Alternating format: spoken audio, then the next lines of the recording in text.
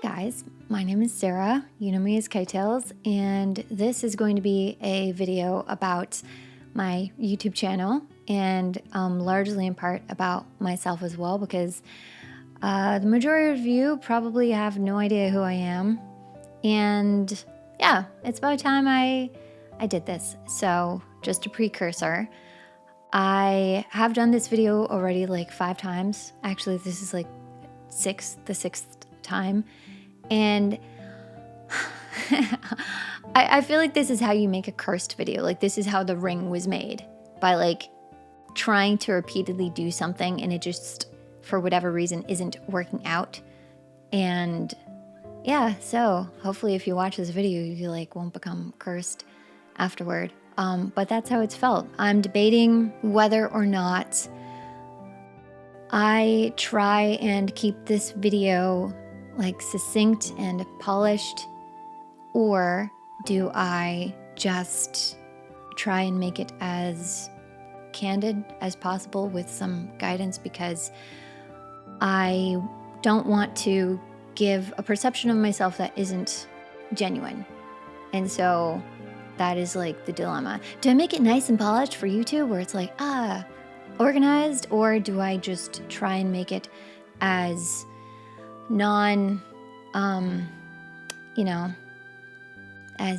unplanned as possible? I have issues with organization and keeping myself on track.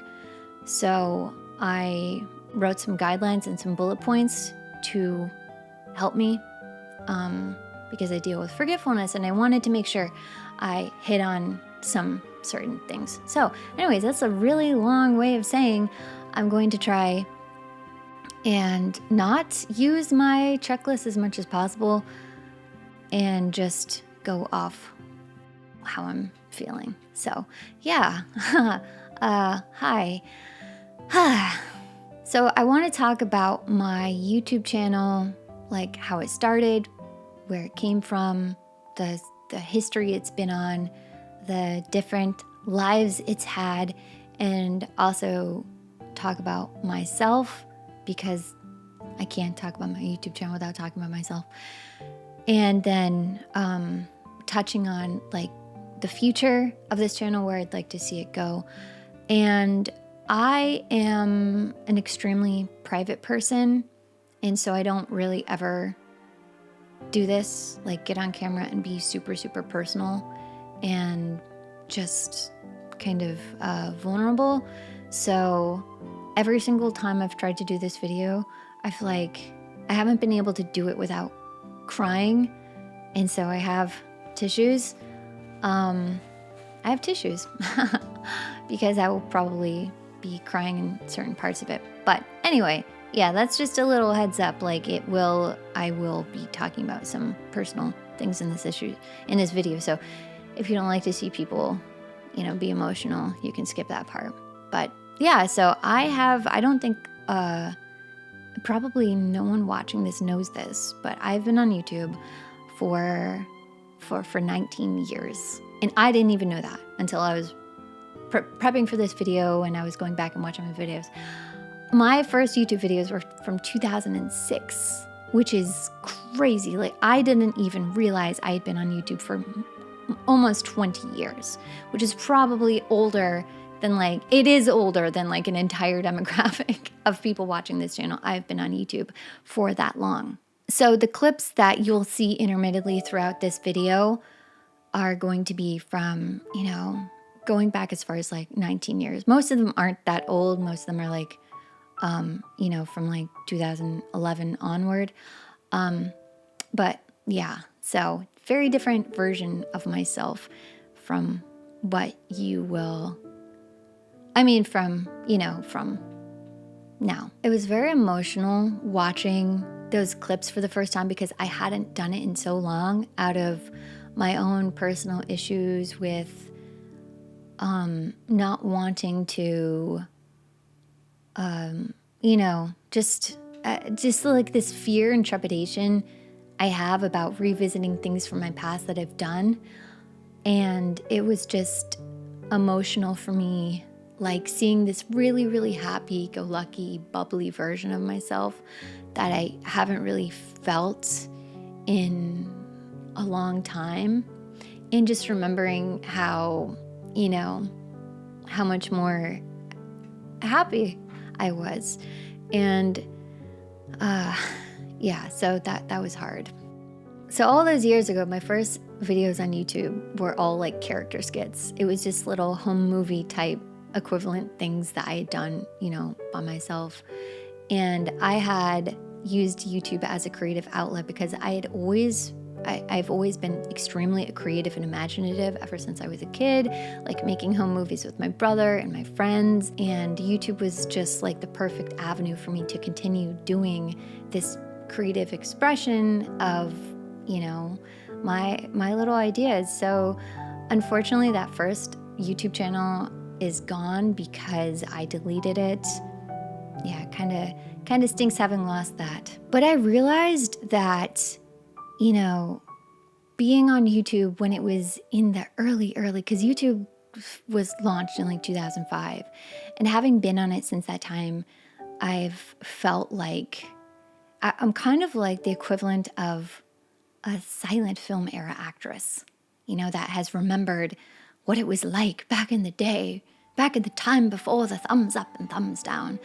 Like looking past all my videos, I felt like Nora Desmond, you know, like watching movies of herself in her big mansion, like remembering the days. I mean, honestly, it was probably like the equivalent of, even before the silent film era, like the vaudevillian era, you know, like the stage era. But that's like where I came from. So the YouTube back then was very different than what it is now. Like there certainly wasn't any manufactured algorithm that was, you know, churning out, oh, we got to get views, we got to get people looking, we got to keep people glued to this site. It certainly wasn't anything as to what it was now. I mean, they had a star rating system. I don't know if anyone remembers like what it used to be like. So I'm a very nostalgic person, and I'm extremely like sentimental. And so that doesn't help, like looking back to the old days of YouTube. But yeah, I have a lot of really fond memories about being, creating little videos at that time. And so my second YouTube channel was a collaboration between me and my boyfriend, who's now my husband. And no one probably knows this, but I've officially known him.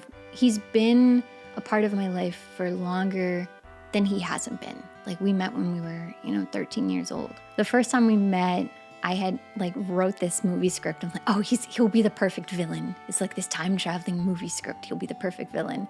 And so I like in my head cast him as this part, and fully intending to have him in this little home movie I did. But he and I were both theater geeks in high school, and just very much the same sort of creative, imaginative person. So our channel together was a lot of skits. We'd come up with little characters, and it was still a continuation of this sort of like home movie type style of videos.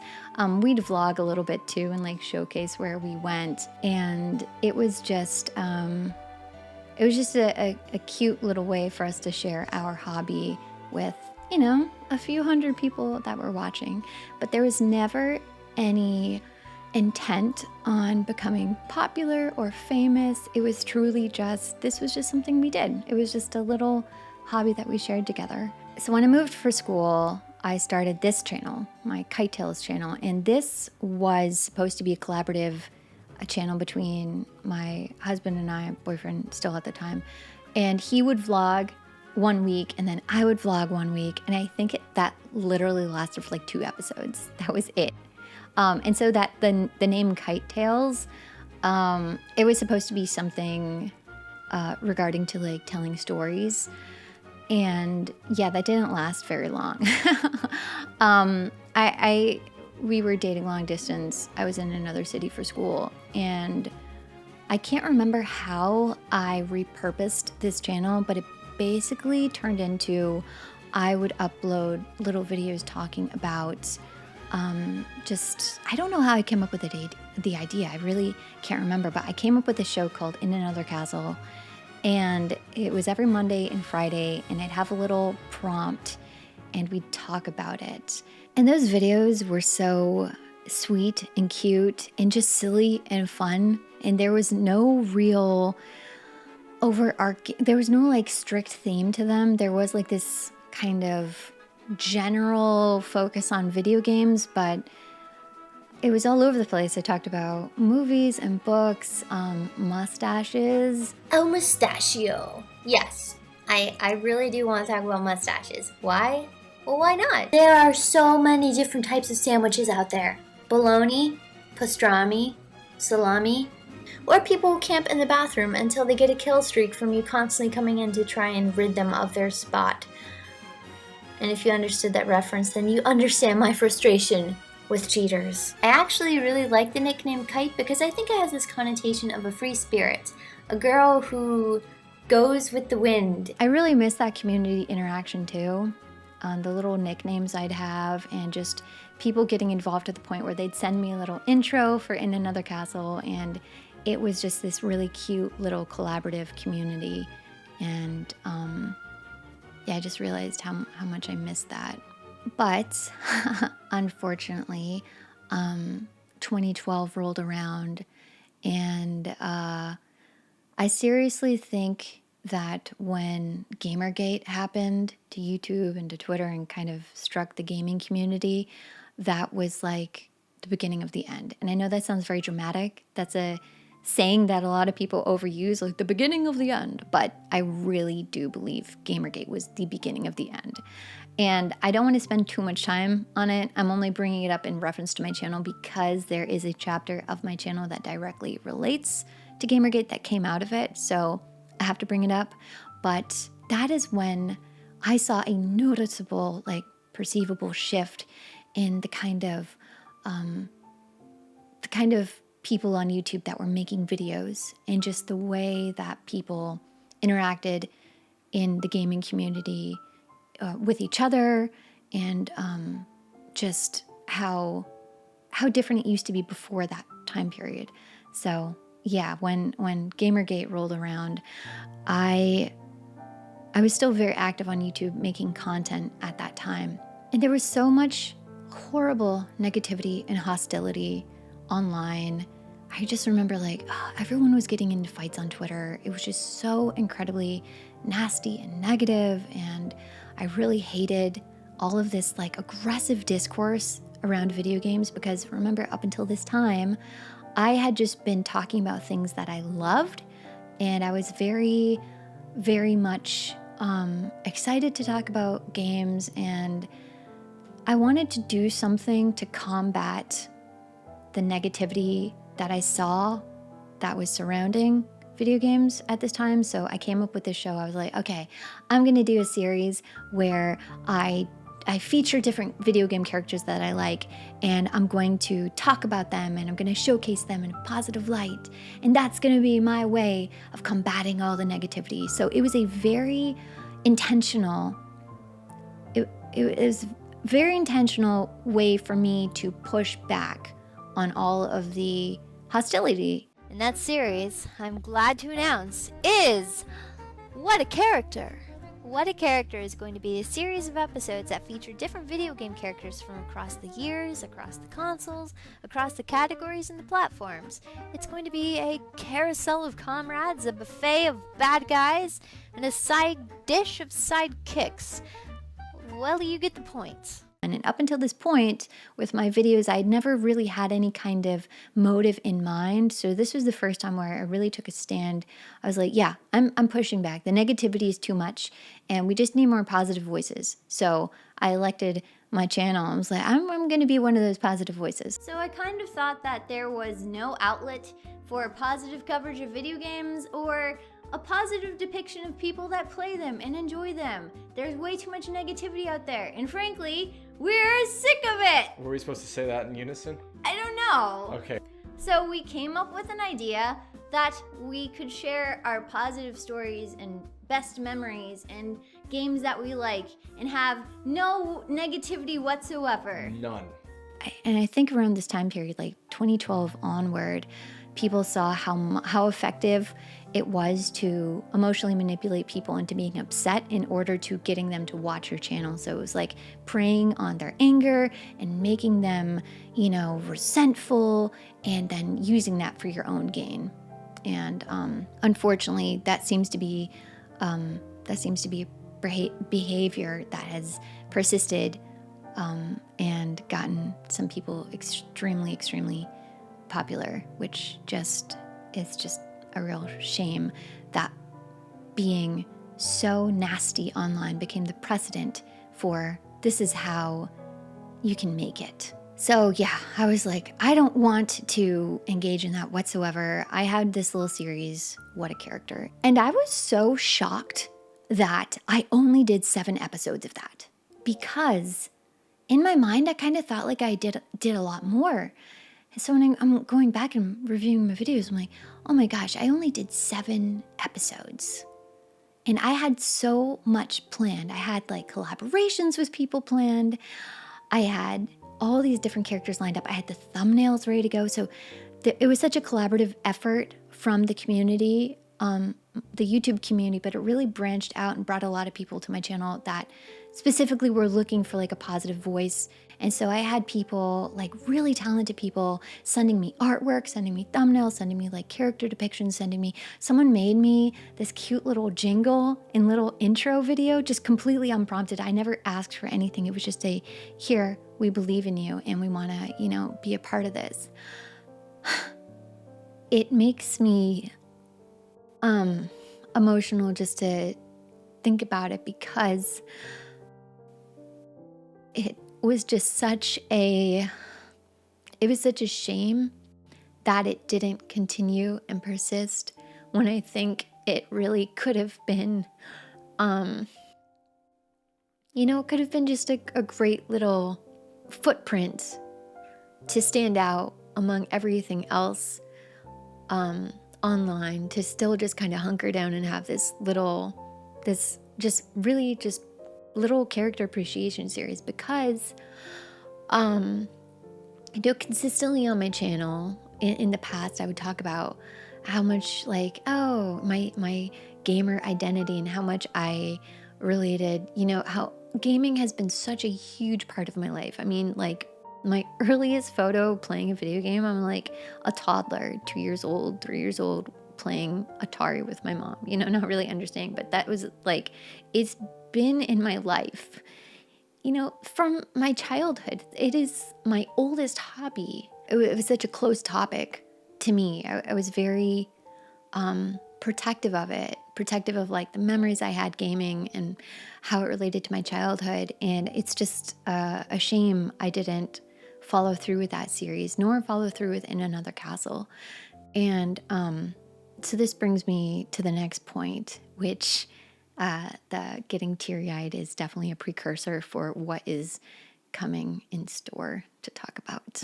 So In Another Castle, What a Character, anything else I had ever planned eventually fell victim to this problem that I struggle with.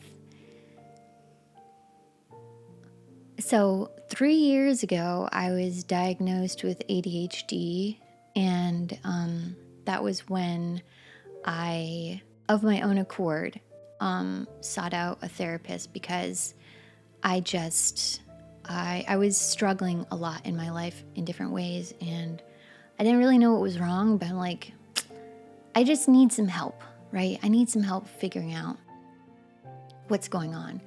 And 2 sessions in, she's like, have you ever been diagnosed with ADHD? And up until this point, I did not know what that was. And I remember the days of when it was called ADD, and I remember there was someone online who was like always talking about having it and pointing out, hey, this is what my ADD makes me act like. Hey, this is what my ADD does. Look at my, all my unfinished stuff. And I really just thought that people saying they had it was a cry for attention. Like, oh, look at me. I'm so random, so quirky, so laser pointer, so squirrel. And so I really I turned my nose up. I was like, oh, so annoying, cry for attention. And as if like the biggest karmic universal karmic thing. So I have it. And it like, it's definitely as bad as everyone always said it was. And so I just find it ironic, like this thing that I used to get so annoyed with. It's probably because I saw those characteristics in myself. And like just, I just did not like the depiction of it. Because isn't that like a thing where we see something in ourselves like I don't like that because it reminds me of my own shortcomings. So yeah, I had been struggling with it for so long without knowing what it was. And when I was rewatching these videos, there was one in 2012 where I sat down, kind of like what I'm doing now, and I talked about, the future of my channel and why I haven't been uploading videos. And it was so difficult listening to myself talk about it because I realized, when I watched that, I was like, I had no idea how much I was struggling back then. And I was so naive as to what was, I didn't see it as an issue. I never saw my disorganization, my forgetfulness, my inability to see things through to completion. It never like bothered me or stood out to me. So hey everyone, it's KiteTales, and I know, it's just, there's nothing I can say. I've already used all the excuses in the book. I feel like that person that keeps telling you, yeah, I'll come help you move your stuff, but never shows up.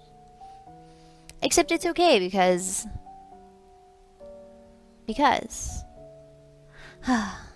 anyway, so let's see, what did I want to do?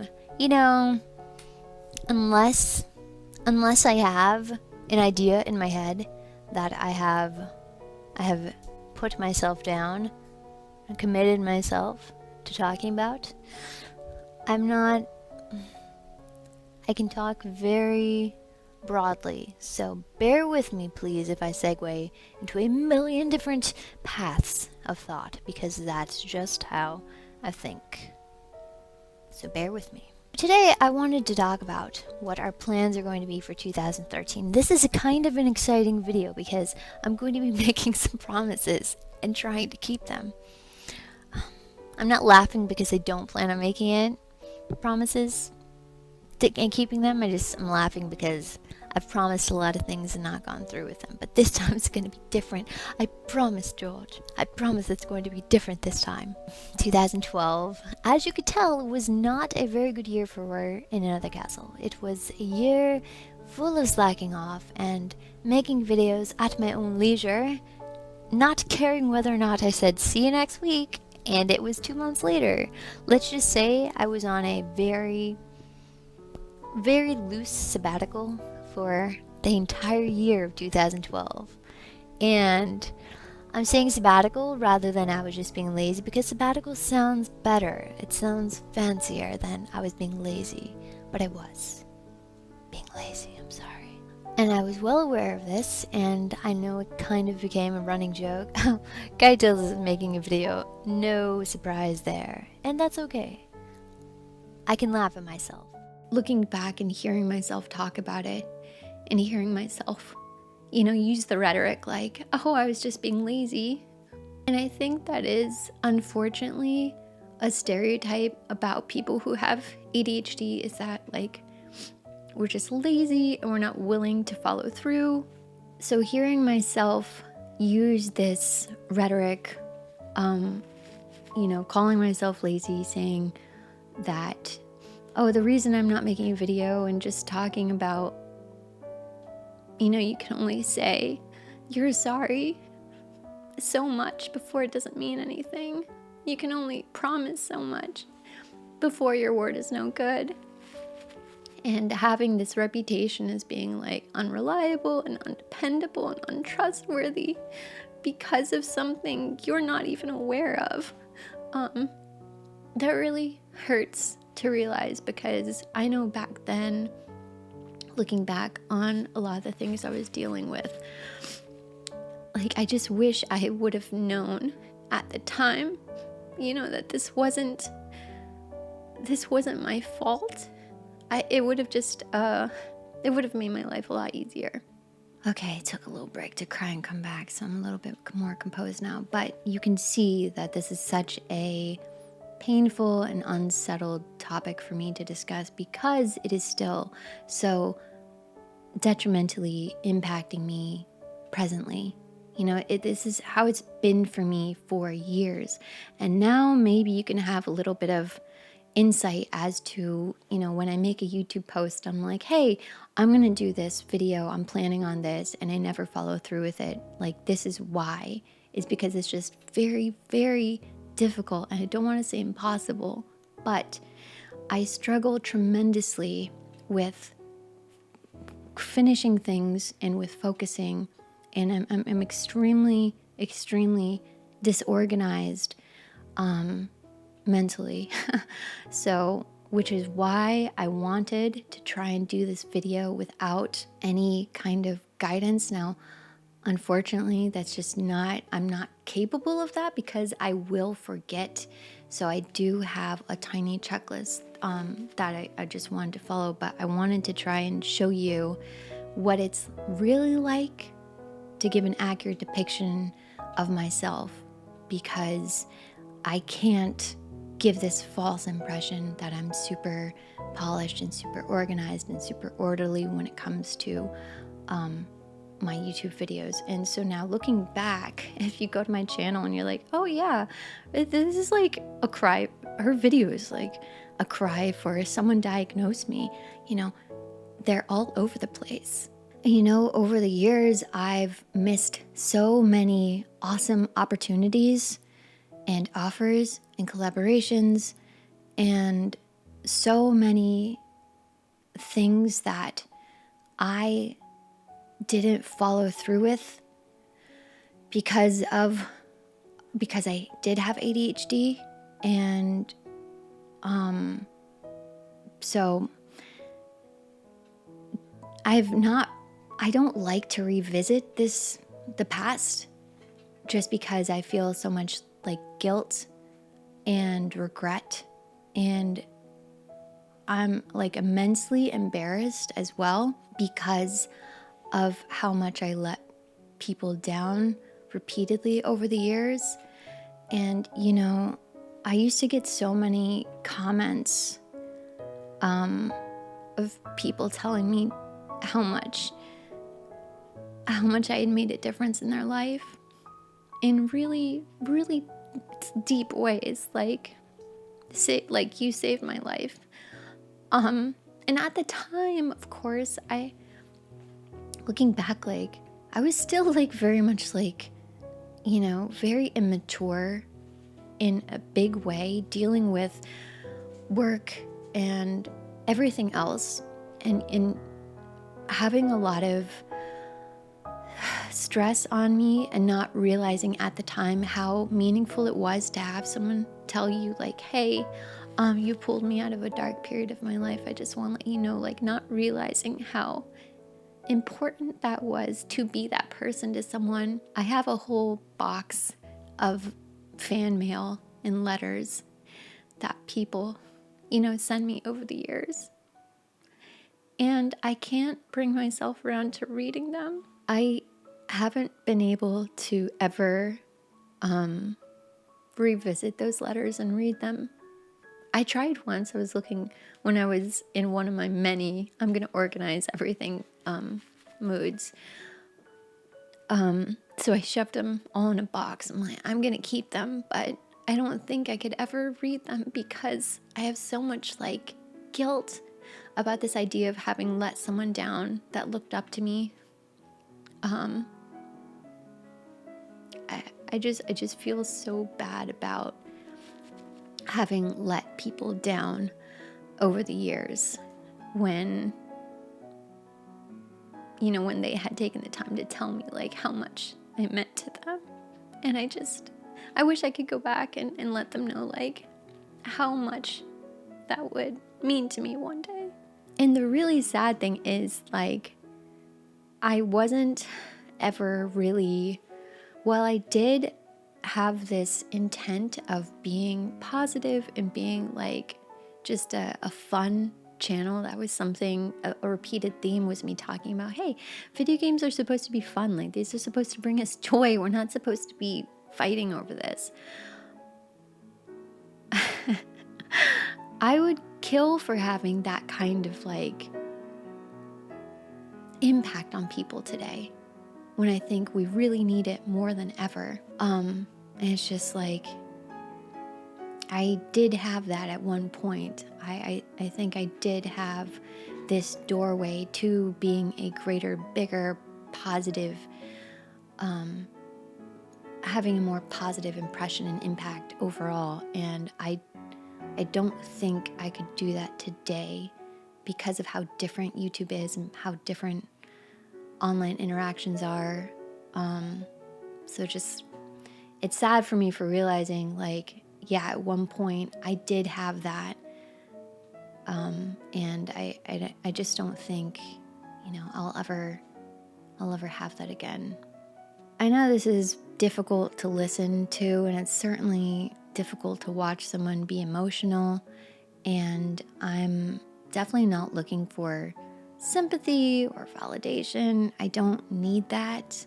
I just needed to be real about how much I've struggled in my life because of how much it impacted my YouTube channel and like where I came from, because that was this is like a huge sore spot that I haven't been able to, you know, revisit or talk about out of embarrassment and shame. I just wanted to, and not, I mean, the real is like, I don't even really think like the chances of anyone from that time period watching this video today are very high. Like, I really do think a lot of the people from the In Another Castle days, What a Character days, like, I really do think like everyone's kind of moved on.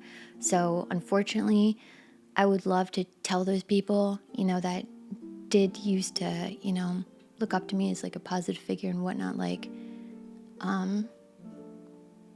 how much it does mean to me and did at the time. I wasn't mature enough to realize how great an honor that was to have made an impact like that in someone's life. And I can't talk about without getting emotional because of how much it means to me. So if there's any chance, if you're one of the people out there who did, for whatever reason at some point, you know, like either come to my channel looking for a nice, positive, friendly face, or I did help you out through a dark period of your time, then I just want to tell you, like, thank you. I'm so honored to have been able to be that person. And I hope it will inspire you to do the same for someone else, and to just have a little bit of light to share with other people. That was my section on ADHD. Phew, we don't have to be emotional anymore. No, now we get to talk about money. Yeah, so this is its own section too, because this is, you will see why. But, so, monetization on YouTube, you know, that wasn't always a thing in the beginning. In fact, one of my friends from the early days in YouTube, he had to tell me to monetize my channel because I didn't, because I was like, making money off of my hobby. Gross. Yeah, I didn't need it, right? I didn't need the money. I've never needed the money from YouTube. So making money off of my channel has never been a goal of mine. And over the years, I never, even though I would try to consider like, maybe I could make it on YouTube, maybe I could be like successful, but that entails doing the whole, hey, like, comment, subscribe, share this video with your friends, and having some sort of regularity, like a consistent upload schedule and whatnot, doing all the things that successful creators do, cross-posting across all multimedia, you know, making memes of yourself, doing the sort of stuff that successful people on YouTube do. I never engaged in because that just wasn't who I was. And so over the years, even though I would consider like, maybe I could be the like, comment, subscribe, I can't. That's just not who I am. And so hand in hand, going along with that, I never tried to make money off of YouTube until, and then this is when we come to Elden Ring, until Elden Ring. So that summer when Elden Ring was going to be released, my husband told me, he's like, you know, you should cover this game on your channel because it's a super popular game studio and everyone loves these games. And this is like a brand new game. It's going to be big. You should cover it. And I usually don't listen to him. I love him, but I usually don't listen to him because I'm very stubborn and I like insist on doing things my way. I know it's caused me nothing but grief personally for my entire life, just being like insistent on, hey, I'm gonna do things my way. But I decided to listen to him this time. I'm like, okay, let's listen to him.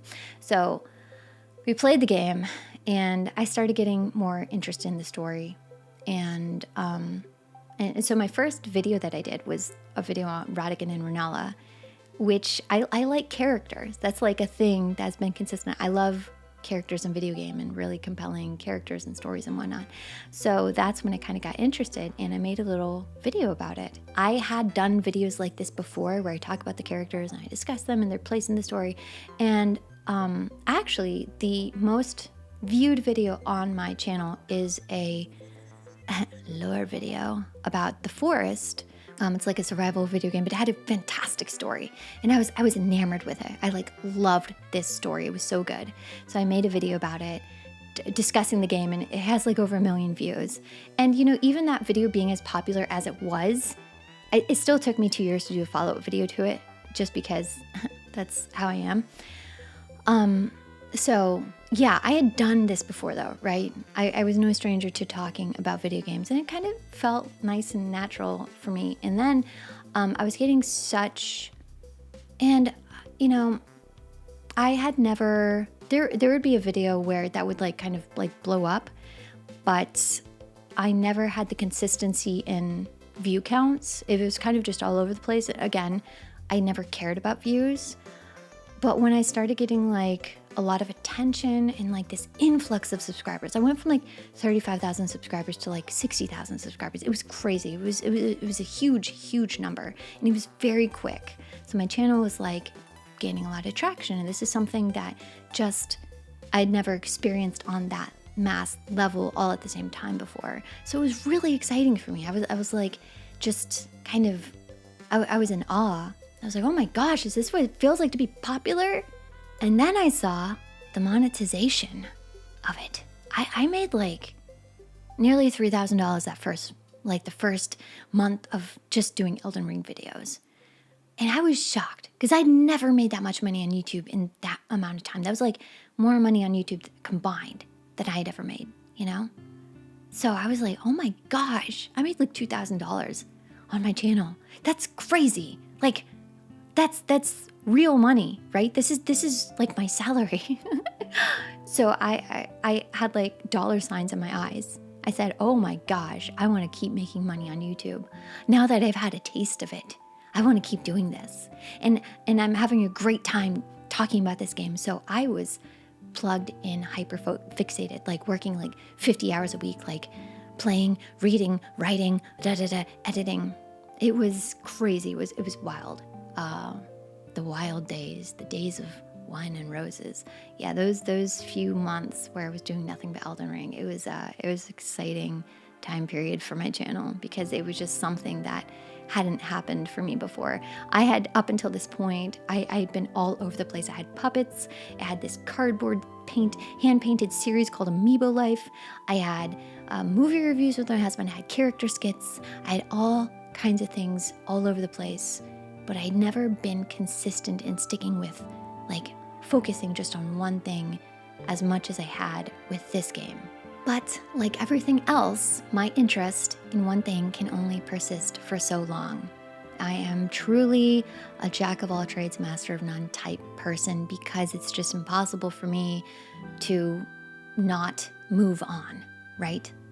So that's eventually what happened. I started kind of returning to my old format of content, which was talking about things that I liked to talk about.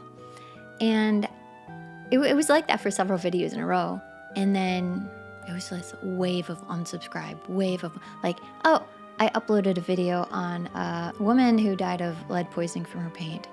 And I had like 600 people unsubscribe, 700 people unsubscribe. It was like chunks, noticeable chunks, like, oh wow, I just lost like 5,000 subscribers kind of thing. So that that like impacted me because I had seen like such rapid growth, and then I was seeing such rapid leaving. And it was because I was doing what I had always done on my channel, which is be diverse and just be talk about things I like. So that is when I started to try and fix my channel. I got this idea in my head that if I could fix my channel, if I could crack the algorithm for my channel and make it, repair it, that I could be successful on YouTube. I could hit 100 million or 100,000 subscribers. I could get that silver plaque. I could do it.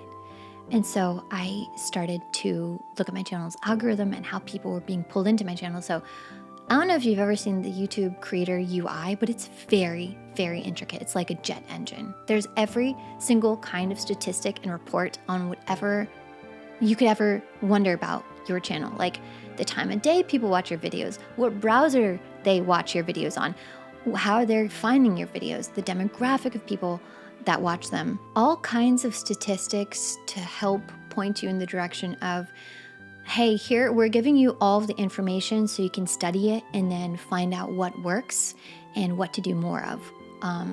And YouTube itself is very, very, they send you this report card every week that's like, hey, your creator dashboard account or your creator report is here. And so every single week they'll send you statistics on here's how many people stopped watching your channel, here's how many people unsubscribed, here's how much money you didn't make as compared to last year. It's always like comparing, right? So they send you these report cards. So the YouTube Creator Studio is very, very intent on showing you how to be more successful. And I have to say, like, if you do care about this, it's a great tool. I've never seen something so intricate as what they share with you. And, they're constantly like showing like, hey, you could be making 20% more money if you enable mid-roll ads and all this kind of stuff. And at this time, I was fully on board. I was like, yeah, I'm going to do it. I'm going to join the creator studio. I like signed up for this creator program, which I never followed through with. I never like clicked on a single one of those videos. And I think I watched one on how to make thumbnails, and it was like the typical, here's how you make it a thumbnail. Here's how you make something that grabs people's attention. And, but yeah, I never like followed through with that because I just found it really, I don't know, there's this aspect of it that just felt very cringy for me. So I never, when I was trying to fix my channel, I still didn't like wholeheartedly embrace the whole creator YouTube thing because I just didn't want to. When I'm in this mindset of I can fix my channel, I can fix the algorithm, I can make YouTube love me, I'm still in this mindset of like, I need to get the views. I need to get the Glenn Gary views. I need to get the big views. And that is when you fall into this trap of seeing numbers on your video as equating to your worth or your interest. So then this is why you see some creators and they're like, you'll upload a video and you'll go from like 125,000 views, and the next video you go to 2,000 views, and then you'll hear them say something like, nobody watched that video. They'll be like, no one watched that video I did. I'm guilty of this too. That was my mindset. I'd see a video with lower, I'm like, nobody is watching this. And then you think back, you're like, wait, 2,000 people? I can't even name 2,000. I probably can't even name like 1,000 people. But 2,000 people watching your video suddenly translates to no one is watching. That's what YouTube does to you. It makes you feel like you are inadequate if people aren't clicking on your videos. And they have this thing called the click-through rate, which is this percentage formula they use where a thumbnail will show up. If someone clicks on it, it adds to the click-through rate. And so if you have a really, really low click-through rate, and then even on top of the click-through rate, they're like percentage of your subscribers that click on it. And so it has like all these different statistics.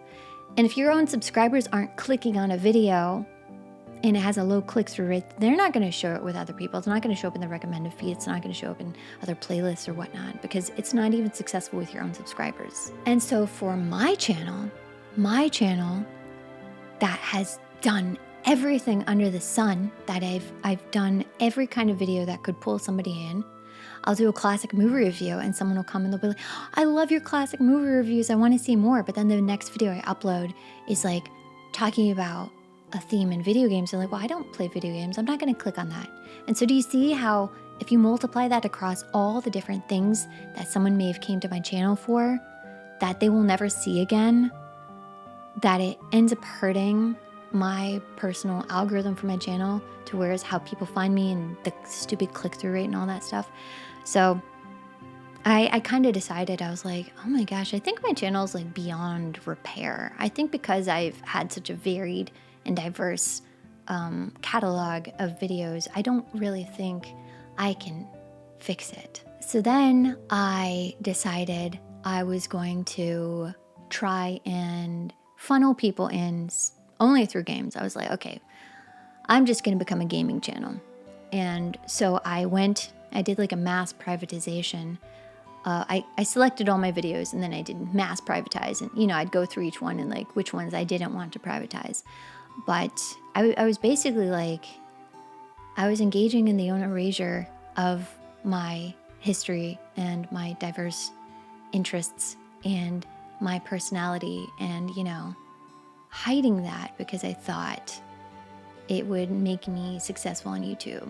So it was like hiding a big part of my history on this channel, possibly the biggest chapter, which was being kind of this like community figure for the group of people that had watched me, just so I could try and fit in. And all my life, I've never, ever tried to fit in. I've always been extremely happy and proud of how different I was. That was something that has always brought me like a lot of comfort, was just being like happy being different. And so when I did this, like hid my personality basically, and hid this time period of my life in attempts to try and, make my channel successful and to fix it. I'm just really sad that I did that, because that was a more honest depiction of who I am than the past like couple years on my channel, And looking back, like I always had this on-camera presence. I've always been front and center on the camera, in the spotlight. That's always been me. I've always had this connection. And when I started to get rid of that, I really think it screwed up how I felt about my YouTube channel. And I've been very dejected with my YouTube channel, given how old it is. I mean, it goes back to 2010, this KiteTales channel. I've been dejected with it because I've felt like I can't fix it. I'm never going to do anything with it. And I've considered over the past just giving up, So I got a email from Ubisoft, and it was an invitation to play Assassin's Creed Shadows. And this is the first time I'd ever been like contacted by a AAA studio asking me to play something, inviting me to a creator event. I was like, oh my gosh, this is like legit. I feel so special. And I felt very seen because I'd never ever, been invited to anything like that before. And so I attended this preview event, and when I was working on the video, I did like a ton of research on the Sengoku period in Japan and Oda Nobunaga's unification efforts and all of his successors. And I was like, oh, this is so good because I'm like going to present like a little history lesson in addition to, you know, talking about how fun playing the game was and how much I liked the event. And it really just like was not received well at all, to the point where I was like called a shill. I was called a sellout. People were calling me an access journalist. I was getting a lot of like unsubbed. Yeah, it was negatively received. And then YouTube was like, this video is performing extremely poorly compared to your last videos. Like, thanks, YouTube. Thanks. And I was really curious to see if other channels that had been invited to this preview event were receiving the same amount of like personal insults that I was. So I checked out some of those channels. And while they weren't getting the same amount of like personal aggression, the comments about the game and the characters, it was like stumbling on a public Rust server. And if you've never been on a public Rust server, it's like as bad as you could possibly ever imagine a corner of the internet being, like shocking. And these comments were just there on the YouTube channel in the comment section. And there was this brazenness to it. Like they were so proud of saying this. And I was so depressed that night when I uploaded it. I was reading the comments I was reading the comments about the game on other channels.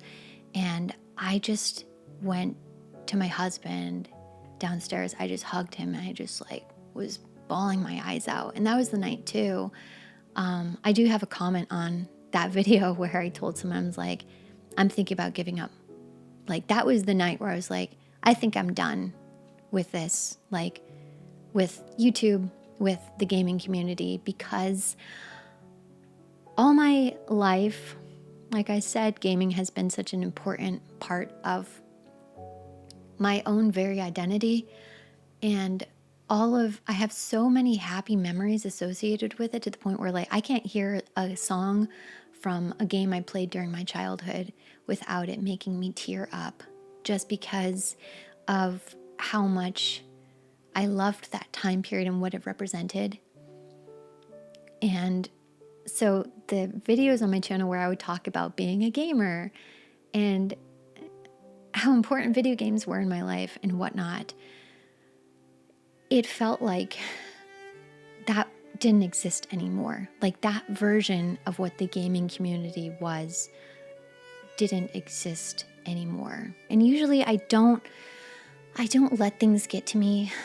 Over the years, it's gotten a lot harder to avoid that. I have always taken a really strong stance on not engaging with the negativity. And so usually when someone leaves me a negative comment, I would just block. Just delete, block. I don't want it around. I don't want someone like that watching me. And that's always been my stand.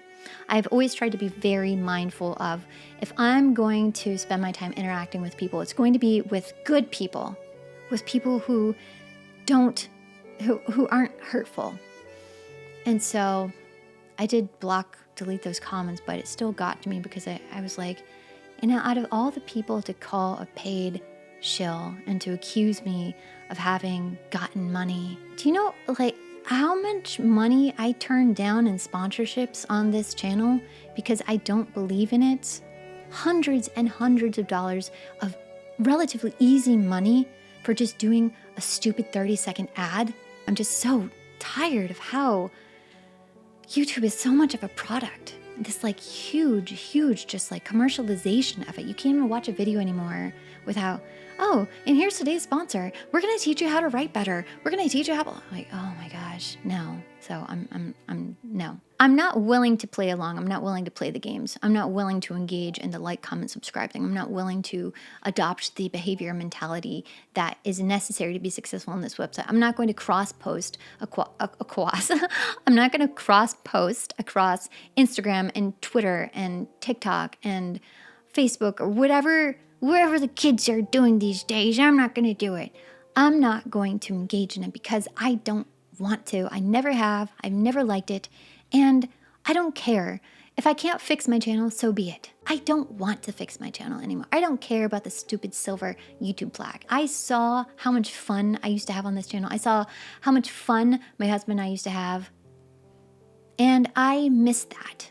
And I don't want to be successful if being successful means just hiding elements of yourself, sticking to one subject, and doing sponsorships. I don't want that. So screw it. I'm not going to fix this channel. And I don't care anymore. Will I continue using this channel? I don't know, because I don't want to say I'm going to do something one more time and not do it. I need to stop doing that. I know my limitations.